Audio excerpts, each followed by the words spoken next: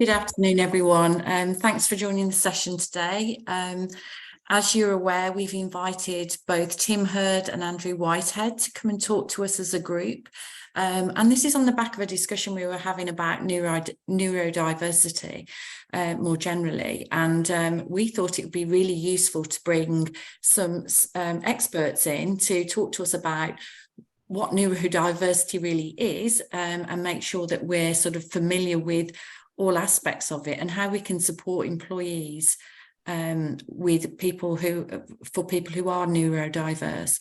So it's an interactive session. So I think Tim and Andrew are likely to ask questions of us potentially to fuel that conversation. But hopefully it will be useful to us. Andrew and Tim provide occupational health services to us at GES, and so they have a wide remit really, but this is something that I know a lot of us are interested in understanding more about. So with that, I'll hand you over to Tim, I believe.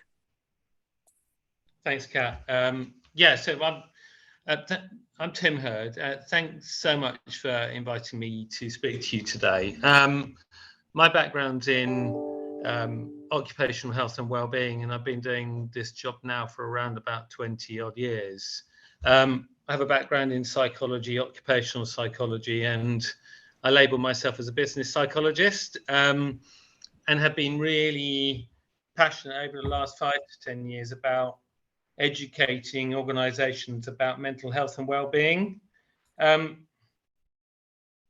My interest in neurodiversity came around, I've always been interested in it because it's part of the makeup of an individual's psychological well-being, but somebody asked me to go and look for a neurodiversity partner for us to work with, because as an occupational health service, we frequently get asked questions: is somebody has X, Y, and Z, what do I do with this? So that's what it piqued my interest in terms of I need to understand a bit more about neurodiversity. It's certainly a hot topic. We're seeing it more and more in organizations, and we're seeing it more and more in the press. For example, there was a program on ADHD last week on Panorama. And what I'm really wary of is navigating the landscape in terms of how you support your employees within organizations. Where are your boundaries? What should you do? What shouldn't you do? What have you already got that you're unaware of that actually helps to really build on the rich tapestry of neurodiversity we've got within our organizations already? And how do we support those people who might be struggling with certain elements of their role because of a challenge associated with their cognitive abilities? In terms of what we do today, I'm happy to have this as conversational. I have got some slides to talk to, but I'm going to try and keep it conversational at first. If not, I'll roll out the slides to you guys. So just before I start, what does neurodiversity mean to you? What does that word mean? Does anyone want to have a go?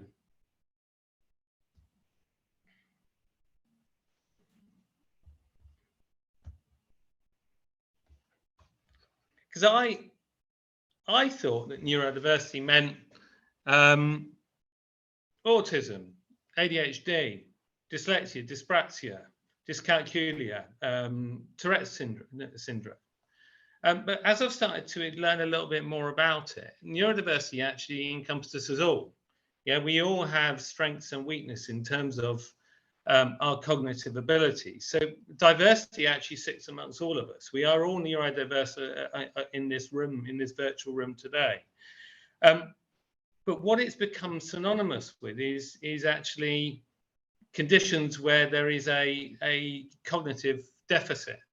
So you've heard words like neurodevelopmental conditions. What are the words? The word that I prefer to use now is neurominority, which is a minority of those of us who have deficits in certain cognitive skills, which are associated with specific conditions. But we also have people who are neurotypical. And neurotypical is we have a average or above average ability in all of our cognitive areas. And I will start to share my slides because I'm already diverging from those slides. Let me just share. Tim, can I ask a question while you're Go looking? Yeah, one of the things that you mentioned was you used the term neurodeficit, was that? Yes, okay. And I often think that neurodiversity cognitively is a whole wide range of things. Yeah. If somebody has a neurodiverse, I don't know what the right term to use, but say a neurodiverse condition that is way above what those neurotypical norms are. Yeah. So they don't particularly have a deficit, but they almost have a superpower, right? Yes. And sometimes that superpower is not recognized because it doesn't sit within what is deemed as typical. And I think they can also be considered almost to be an outcast if other people truly don't understand how to help that individual utilize that strength, right? Because it's a learning difference, I think. So, absolutely. And then you've sort of moved me on to my next slide. So thank you so much. That's really helpful. Is that we all have, you know, I haven't got a neurodiversity condition. However, Andrew said that, I am neurodiverse. Well, I am. If you look at my profile, and this is my profile, and I did this through a screening tool through one of the providers that I found. And this tells me where my cognitive strengths and weaknesses are. So if you look across the board there, I have some, what you would say, superpowers. We need to be really careful with language here because somebody, for example, with autism, there is an expectation they have superpowers in terms of analytical skills and problem solving, whereas actually we're all different. So these profiles are different for each and every individual. If you look at mine, you can sort of see what task you should or shouldn't give me. You shouldn't get me to organize anything. Yeah. If you get me to organize anything, the wheels will fall off, or I will get incredibly stressed. Just ask my wife. She asked me to organize anything, and I will start to get really, really stressed. I find it very difficult. However, I have some, let's say, superpowers, some strengths in my cognitive profile. My social interaction. You can throw me into a room of people and I'm happy to go and speak to anyone. I'm happy to stand up in front of you guys and talk about neurodiversity. I use that to almost cover up my cognitive deficit. So I always go and make friends with somebody in the office so that they can organize my day. But what we need to understand is we are all different. What we find with neurotypicals is that this line is a very flat line. Yeah, so we'll always be around about average or above average.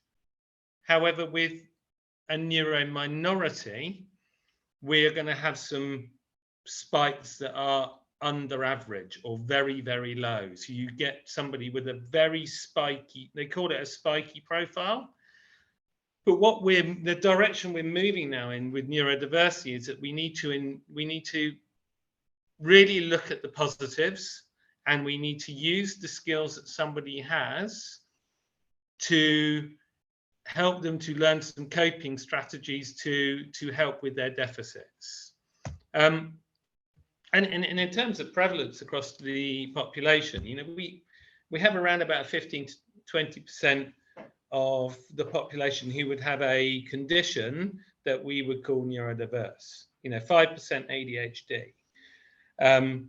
1 to 2% of the population is diagnosed with autism or on the autistic spectrum disorder. 10% are dyslexic. So there's a huge amount of our workforce who are struggling with the written word, struggling with reading, understanding written text. Dyspraxia we'll talk about in a minute. That's again to do with coordination. But we also have 5% of the population with acquired brain injury who would mimic the cognitive deficits that you would see in a neurominority condition. What we're going to focus on now for the next few minutes is on understanding what these conditions are and what the strengths and weaknesses that we might have with a neurodiverse condition. Tim, before you move on, can I ask a question, please? It's Katrina. No, I'm from RCNI, and just going back to your slide where you did your spiky profile. Yeah. Can I just understand? Are you're neurotypical? You're not neurodiverse? Yes. It's just one of the things. I am my mother of a daughter who has Asperger's, ADHD, dyspraxia, dysgraphia. I could go on. Yeah. One of the things you say everybody's different. One of the things I really think needs to be made clear is that people who are neurodivergent, actually their brains are wired differently. Yes. Oh, not just different. It's absolutely just not the same. Yes. So a spiky profile for you and a spiky profile for an ND person, we're not all the same. We're not. It's very, very different. Absolutely, and somebody with autism, might have a very different profile with the person next to them with autism.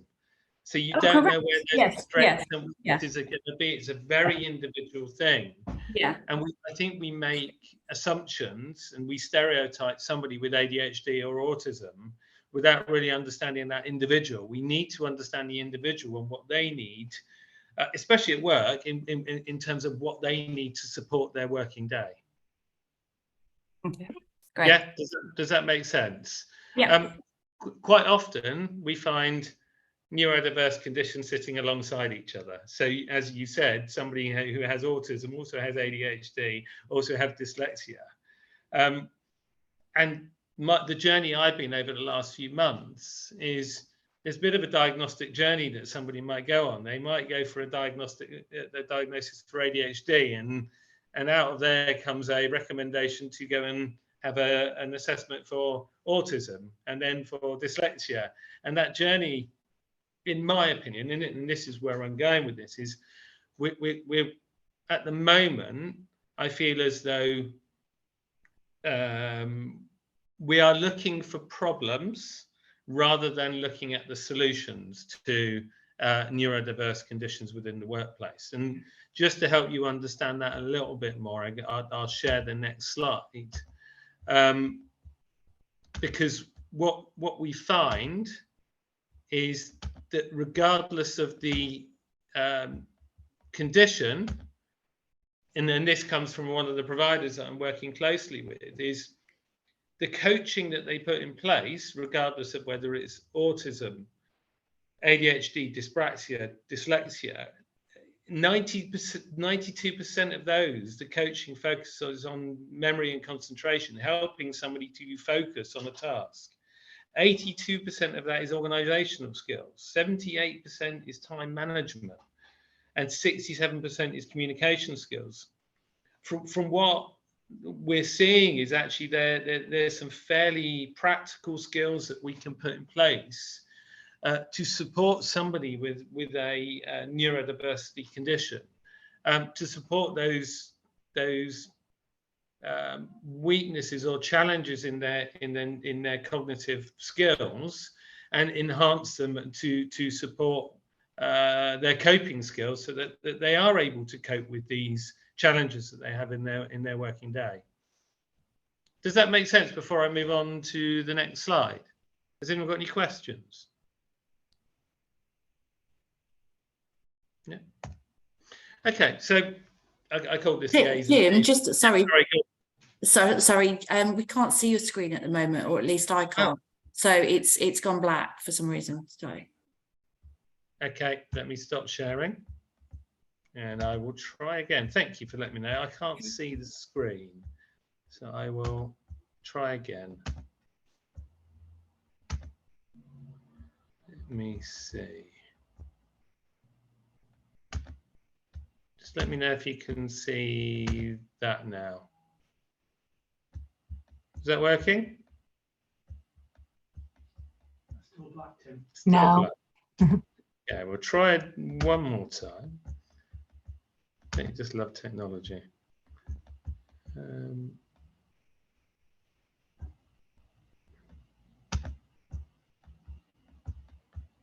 Let's do that. It won't let me do that.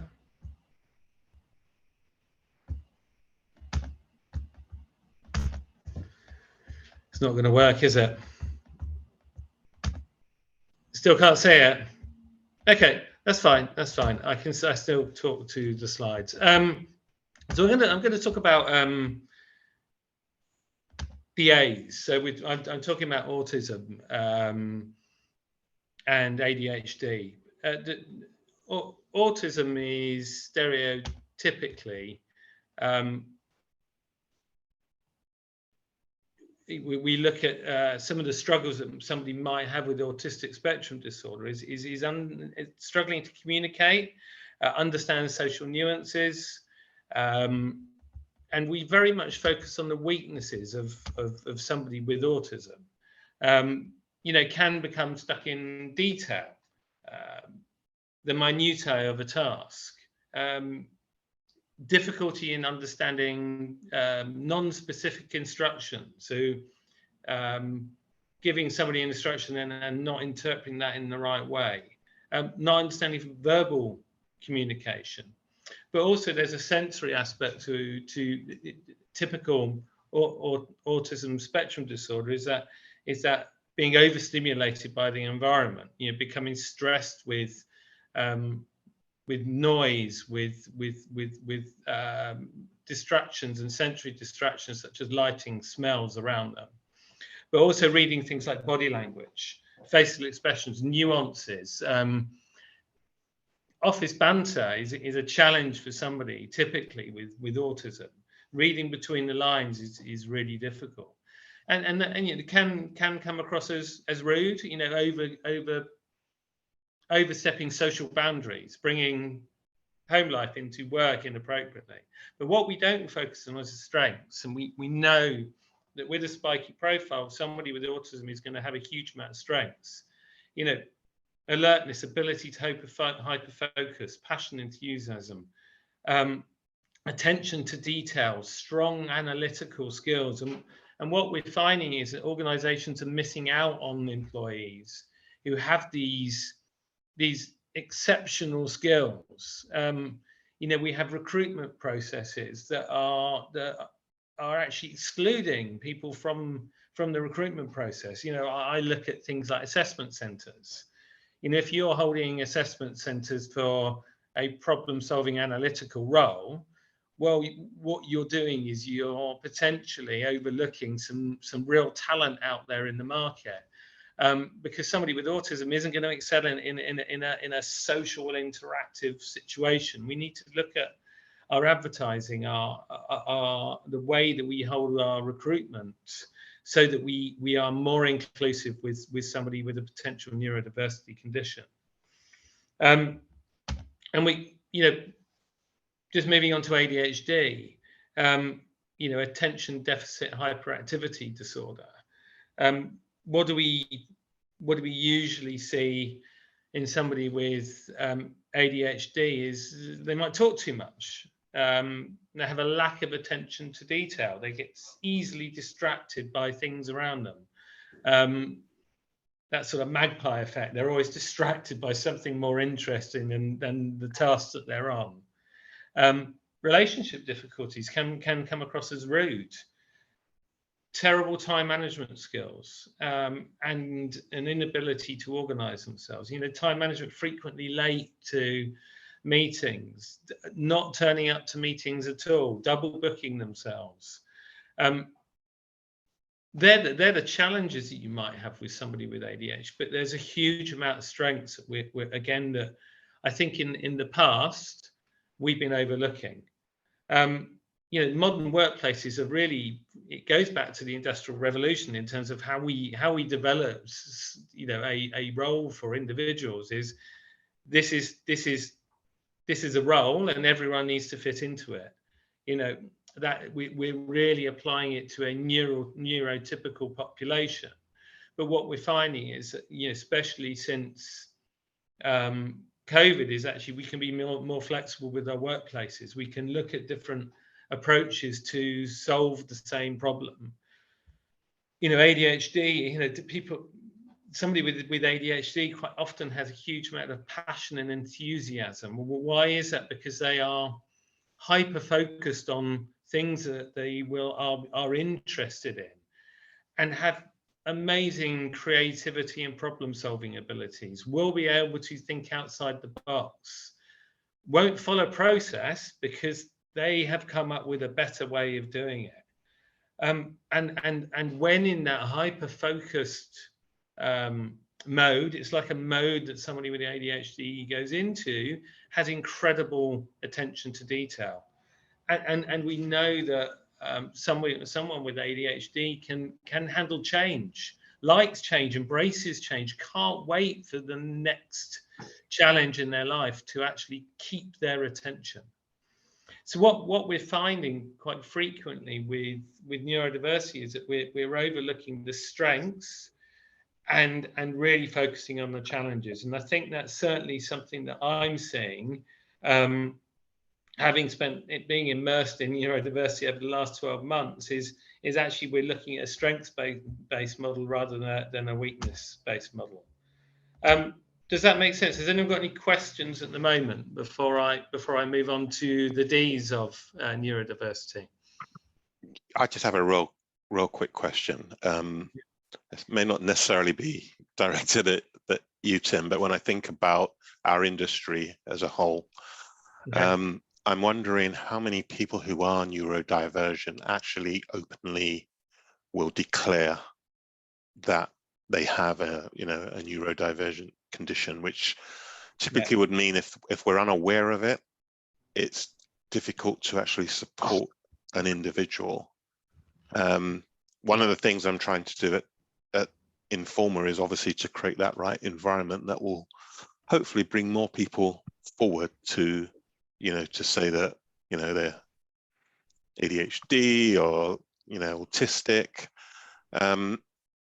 But I think it's a real challenge at the moment. And whilst I want to be able to kind of create greater awareness and understanding, and hopefully understand how we can better support individuals, sometimes it can be difficult to do so. I don't know what your thoughts are on that. Would you openly encourage people to really kind of share? I know some people want to keep these things personal and quiet, but it's very similar to the journey we've been on with mental health, I think. 20 years ago, I'd go into an HR team and say, I want to talk to your managers about stress, and I'd be asked to leave the room. It's a frightening topic. I think we've come a long way since then. I've now done thousands and thousands of mental health awareness sessions with leaders, and we're embracing that. Does that mean that we've come to the end of that journey? No, I don't think so. There's still stigma out there associated with mental health, and certainly the same applies to neurodiversity. I think people are scared of judgment.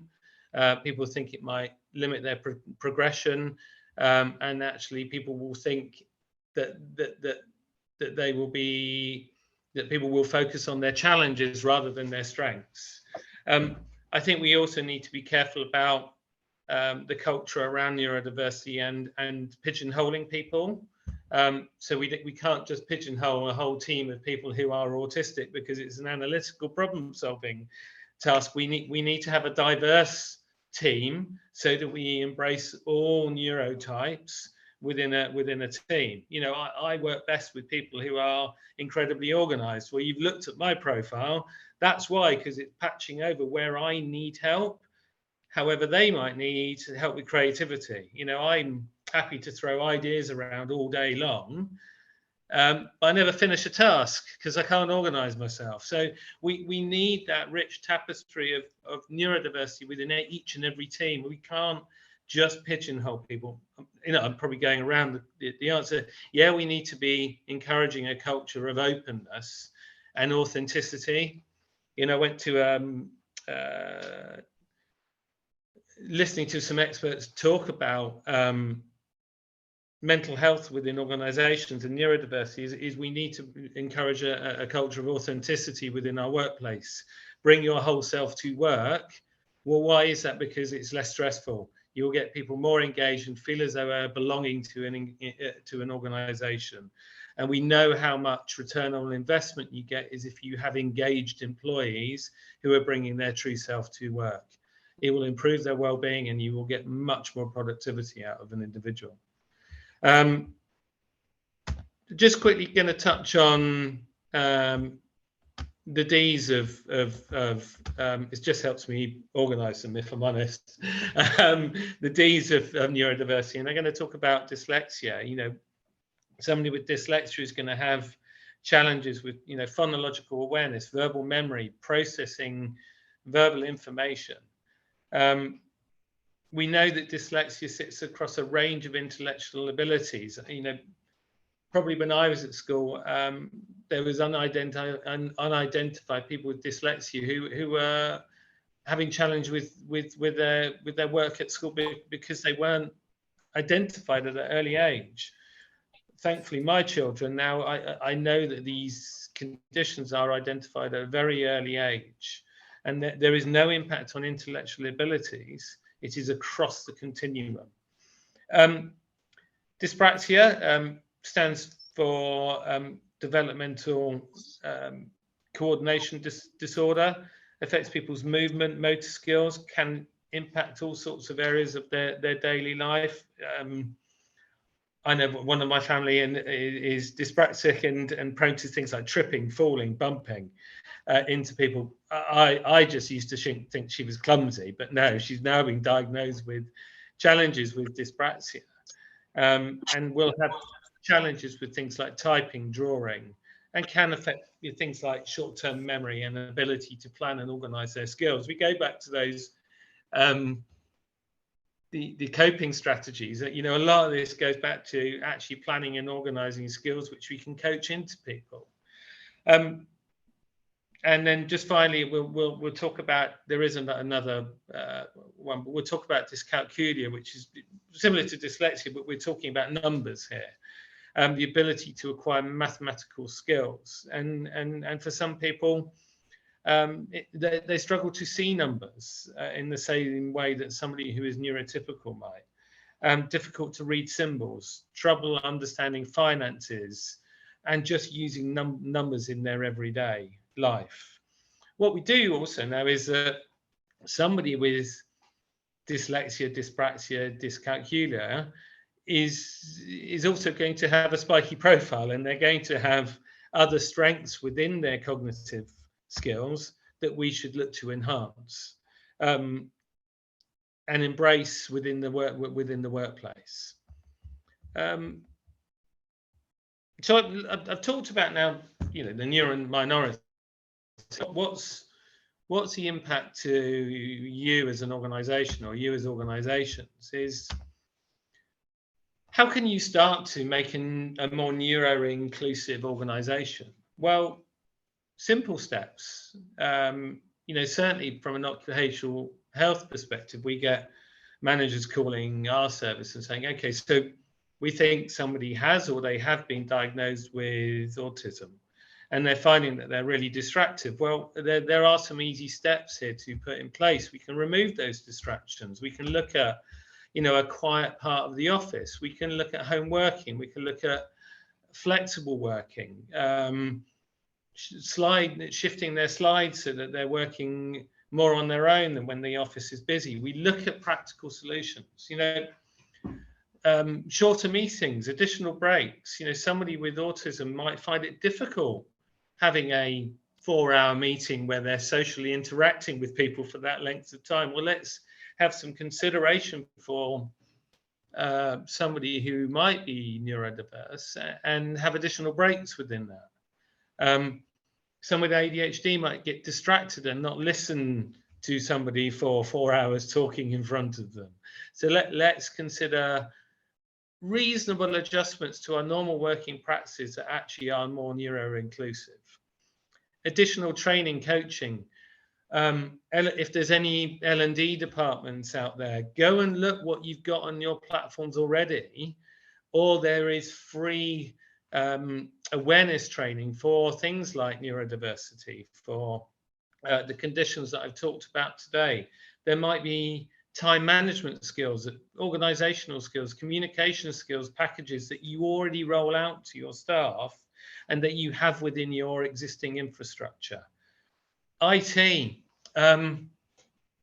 I look at the reports that I get back from specialist neurodiversity providers, and half of the solutions come in the form of IT solutions.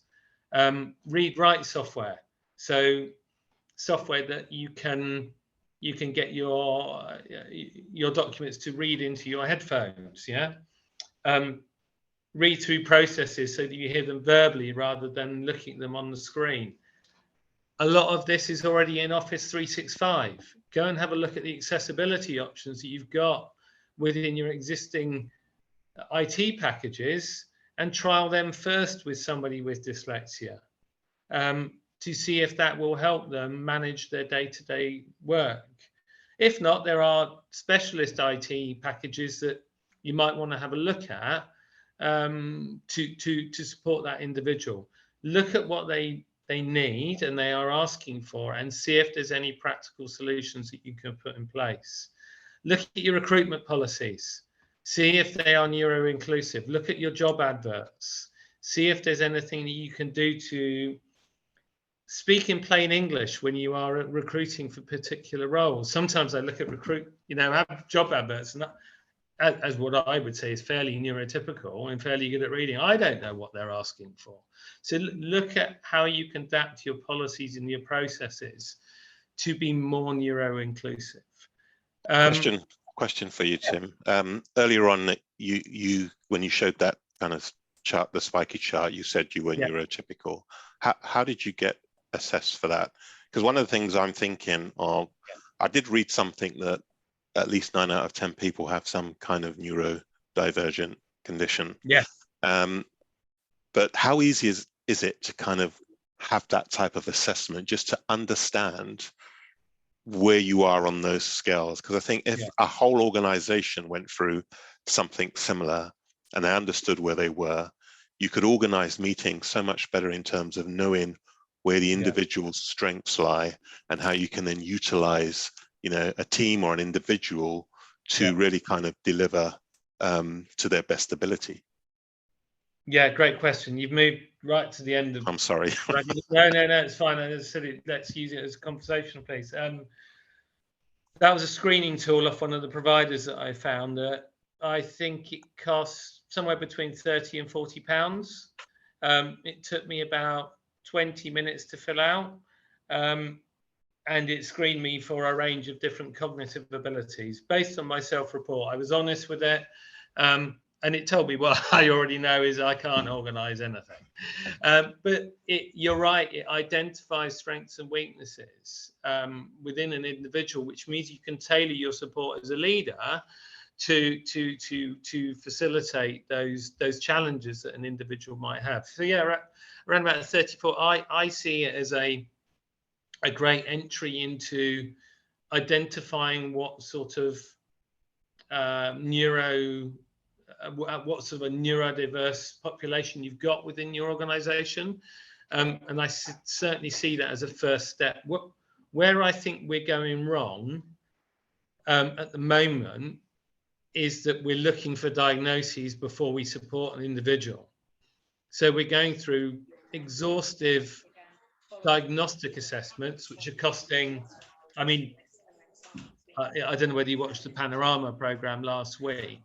You can spend about 650 quid, and within an hour you can get an ADHD diagnosis. How legitimate that is, well, I would question it. I would question the competency of the people that are diagnosing those conditions, and I think there are some risks associated with prescribing quite risky medication to somebody with ADHD if you haven't been through a full diagnostic process. NHS, I think, takes about 4 or 5 hours. But what we're looking at the moment is we should be putting the support in place for everybody rather than going through exhaustive diagnostic procedures. Organisations don't have any obligation to diagnose people, but you do have a duty of care towards your employees to support them at work. So yeah, in answer to your question, yeah, I think small, short, sharp screening tools are going to be the way forward, and we shouldn't be looking at expensive, and the ones I look at the moment are around about £1,200–1,500 to diagnose that individual, with the providers that I'm looking at the moment. But we should also look at what we got. Yeah, have we got anything within our existing IT structure? You know, can we support that individual with time management, with organizational skills, with diary management, with mentoring? You know, go back to how did we used to train and develop people years ago? We used to put somebody with a mentor, with a coach, and you used to support them in their learning journey to get to the point where they felt comfortable with their role. I don't think we necessarily do that with our new starters through our onboarding processes. Again, that's organisation by organisation.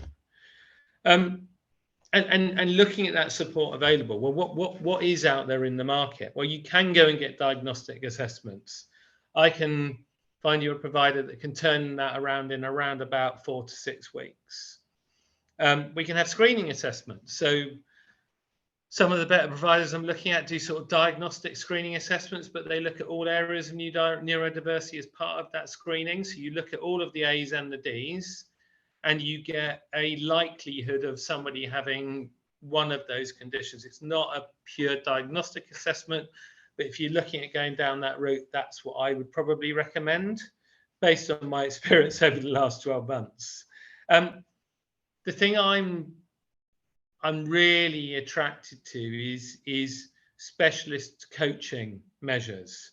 So where we went to with mental health was actually putting supportive services in rather than diagnostic services, and we looked at things like cognitive behavioural therapy as a support for mental health problems. Well, if we apply the same principles for neurodiverse conditions, well, coaching is a really good tool. As part of my recent learning journey, you know, I've been implementing coaching within our organisation, and it's an incredibly powerful tool to help people with performance management. You know, one-to-one coaching with individuals, it's amazing how 3 or 4 sessions can get somebody to a point where they're underperforming to performing. But specialist neurodiversity coaching can really start to enhance those skills where somebody might have some challenges within their cognitive abilities. Technology we've talked about. Look at your existing IT suite. What have you got that you can use and implement to support somebody with a neurodiverse condition? And I think going back to the question about people coming forward and disclosing that they have a neurodiverse condition, is I would highly recommend awareness campaigns. Yeah, so getting experts in to come and talk to you about neurodiversity, to dispel the myths, so focusing on the negatives, and to start talking about the positives associated with neurodiversity. Yeah, go on. No, I was going to say, so I love what you're saying, and a lot of that for me applies to within an organization and the employees that, you know, that we have. Given that we are, you know, an event organizers with, you know, event venues, etc., who run lots of big shows, we'll have a lot of attendees will come. And I think some of the challenge there is, you know, how can we ensure that we are supporting visitors to the shows that have a neurodiverse condition of some sort? What do you think we could actually do to bring that attention either to visitors that basically says, look, if you need help, this is where you can come to and we can support you? Is there anything like that you can recommend? Oh, that's a difficult question. That was all done. I just asked on his behalf. I mean, I'm happy to talk to you separately outside of this conversation. I've left my details on the well, you can't see the last slide. I'll send it out. But I think, yeah, there's certainly there would be some stuff that you can do to make it more neuro inclusive. I remember going to an event a few weeks ago, and it had headphones, and I thought that was brilliant for some neurotypes. Yeah, so somebody with ADHD might be focused, they've got their heads, they've got no other distractions around me. For me, I thought it was brilliant. However, for somebody with autism, it didn't quite work so well. So whatever you do, you're probably going to impact somebody else. So I think it's about having a range of different accessibility options to support what we know. Sorry, go on. To interrupt, it's Katrina again, RCNI. I just wanted to say, Mike, I'm an event organizer, and as I said, my daughter has a few of these things. One of the things I think that could work really well within an event is quiet space. The thing is, whether they're diagnosed or undiagnosed, the things are still going to be happening. So ADHD, autism, it's about they're getting overwhelmed, overstimulated. So areas where it's quiet, where they can just go away. You don't have to make it an ND area, but any kind of like quiet space is always appreciated, I think, by most people at a busy event. Generally, I would say events, exhibitions, conferences are quite overwhelming for ND people, but if you can get that space for people to go to just to have 10-15 minutes if it does get too much. Other things, you know, freebies, stress balls, they're great. People love those. Yeah, they're two things that popped to mind that I just thought you might be interested. Yeah, Sunny, we've been talking about sensory rooms. Yeah. Quiet rooms with soft lighting, maybe piping in certain aromas into there, or just gentle music. Yeah. The aromas is a funny one because people can get very sensitive to smells. Yeah. And, anyway. There's so many ideas out there. It's just like, what do you do? And then, as Tim mentioned, if you do something that could be very appealing to one set of people, then you could be impacting, you know, a different set as well. So this is quite a challenge in our business. Absolutely. And something you probably need to think about quite carefully to make it more inclusive. The other thing that, you know, there are organizations that do workplace needs assessment. So if you do have a challenge with an employee within your organization, they can work out what needs that individual requires. Again, I'd recommend specialist providers for that, or go through your occupational health department to understand what that might need. But don't forget access to work. Access to work, if somebody is diagnosed, you have a supportive service out there that you can access, and it will help with funding for a lot of the recommendations that come out the back of these assessments. I think what I would start to develop is a neurodiversity policy as a starting place. Work out what you reasonably can put in place for your employees. Also, I suppose your customers. I didn't think about that when I was building this pack, so I missed the trick there. So yeah, I just think about what you feel as though is reasonable to support, and I would start in a stepped approach. So look at what you can do to support somebody within your existing infrastructure. That would be the starting place. Then look at screening assessments, so such as the one that I've been through, which are inexpensive but spit out some really, really interesting recommendations to provide that individual and the business with coping strategies. And as you move on, maybe then start to look at specialist neurodiversity coaching for specific cases where those simple steps don't work, and all the way up to employing specialist neurodiversity organizations when you come across those particularly challenging situations.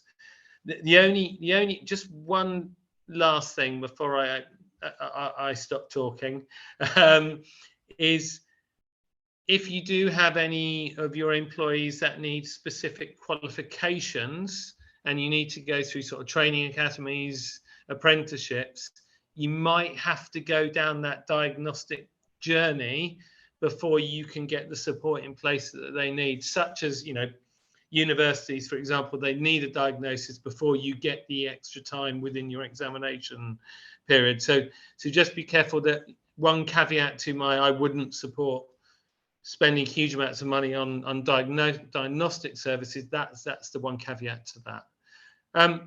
Look, I'm happy to answer any questions. If anyone's got anything that they want to ask me, feel free to do so.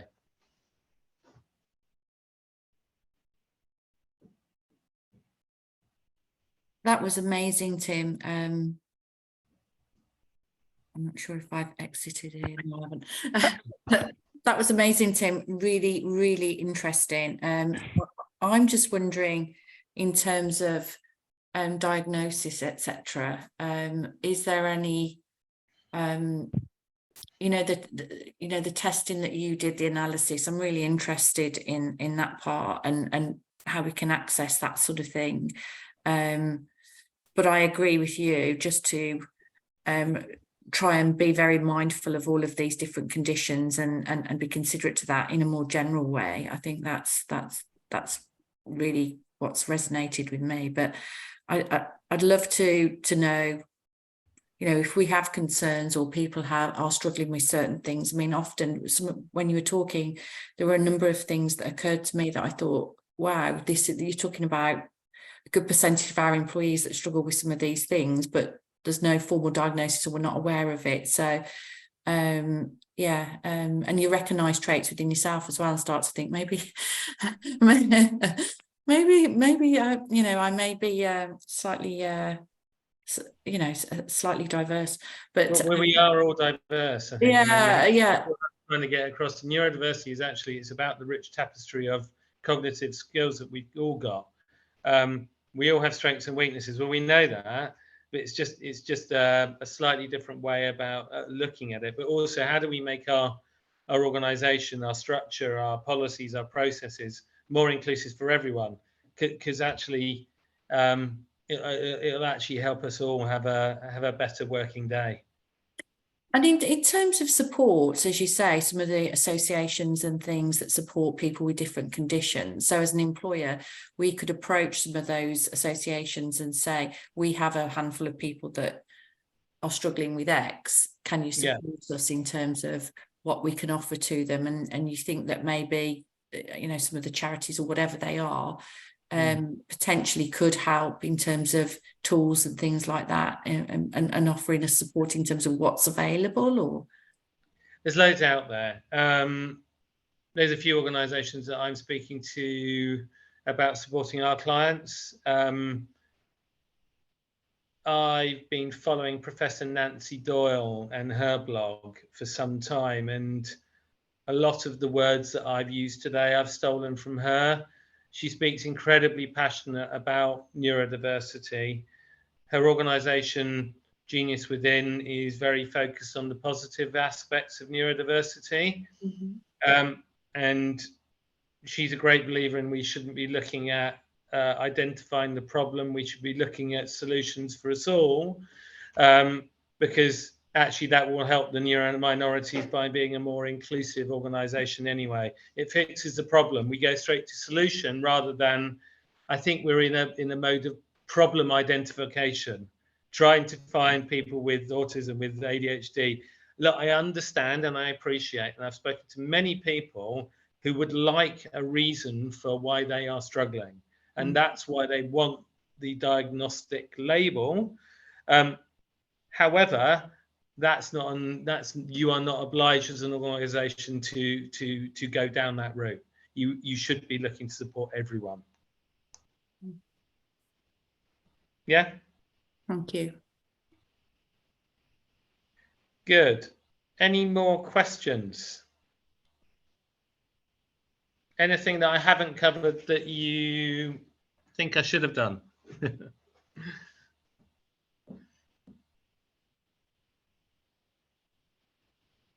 So if we, are you able to send the slides across to us, Tim, the ones that you shared? Because it is quite useful to reference things. That would be good. And then in terms of contact information, presumably your details are on there, that so if people do want to reach out to you directly for further details or support or whatever, then that will be on that presentation, I presume. Yeah, it's on the last slide. That's fine. I'll send them across to you guys. As I said, if you want to have a separate conversation, I'm very happy to do so. Just let me know. And also anything else that you want to ask me about mental health and well-being.